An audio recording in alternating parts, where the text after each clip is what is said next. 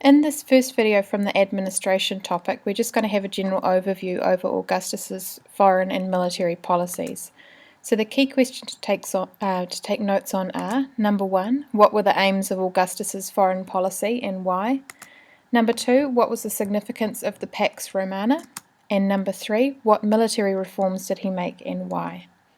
So we'll start off by looking at his foreign policy, and this had four kind of broad overarching aims.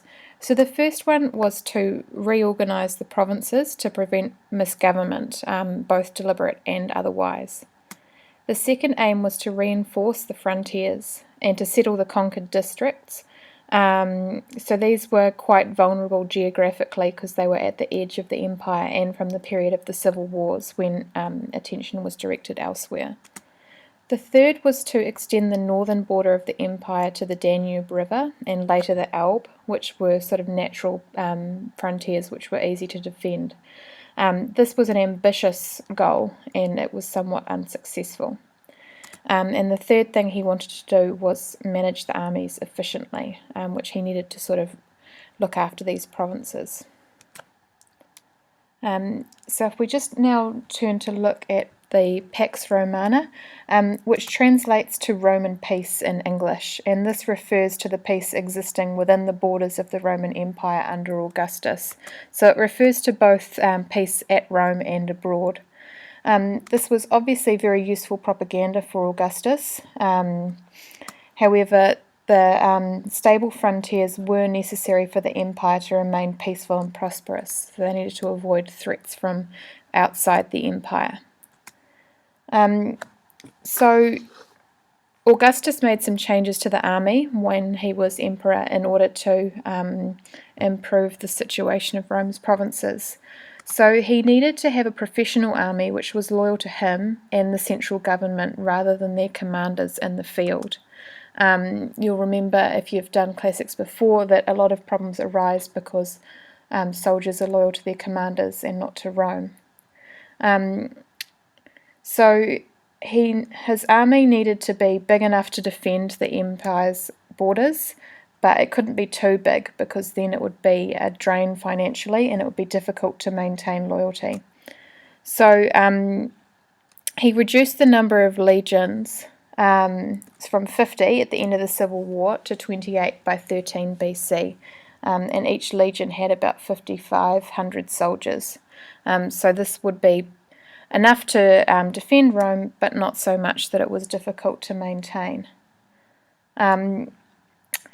So he also needed to formalise service, and this is to ensure the loyalty of soldiers. So as we said before, up until this time, each general would recruit his own forces for his campaign and demobilise them at the end. So he'd provide his veterans with land or money for their services.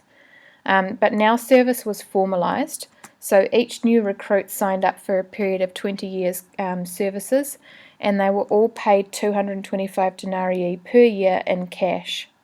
And they would get a bonus at the end of their service in cash rather than land, and this gave stability to the people who once had had their land confiscated, so now the soldiers would get money to buy land if they needed to.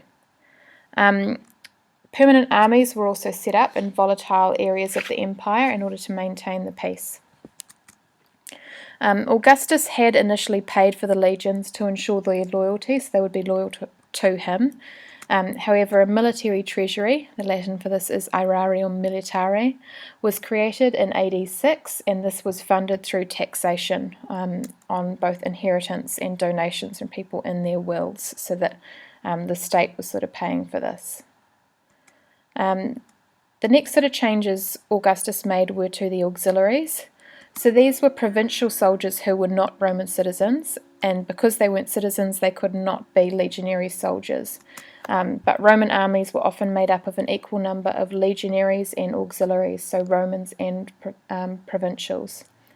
They were organised into units of 500 or 1,000, and they'd usually be commanded by an equestrian prefect, or sometimes their own officers.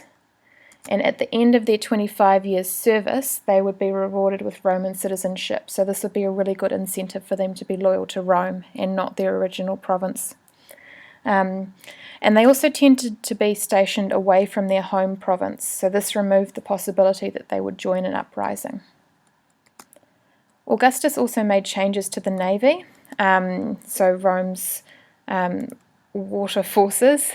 So Rome's naval forces were arranged into two separate squadrons at Ravenna, which we can see at the top of the map on the Adriatic coast to the north of Rome, and at the Bay of Naples, which is on the Mediterranean coast to the south of Rome. And they also had additional flotillas on the Danube and Rhine rivers, which were in the north of the empire, sort of where modern Germany is. And the ships were now rowed by provincials or freedmen instead of slaves. Another change or another creation of Augustus was the Praetorian Guard. So this was the elite unit of the Roman army. There were 9,000 of them in total, and they were located at Rome. And they would be paid 3 times the normal salary to ensure their loyalty. So they were used to defend Italy, along with 3 urban cohorts who were treated kind of like normal soldiers. But the Praetorian Guard was sort of a special unit.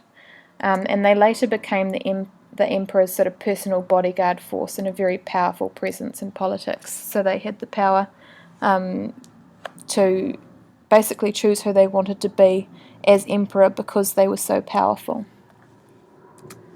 And finally, we'll just look at the commanders. So Augustus was the commander-in-chief, and he held imperium over all the legions. So this meant that all the forces would swear allegiance to him at the beginning of each year. And he would choose legati to look after these legions for him, so they would be his representatives. Okay, so here are the key questions. Just check you've got the answers. So the aims of Augustus's foreign policy, sorry about that, and his reasons for this, the significance of the term Pax Romana, and the military reforms he made and the reasons for these.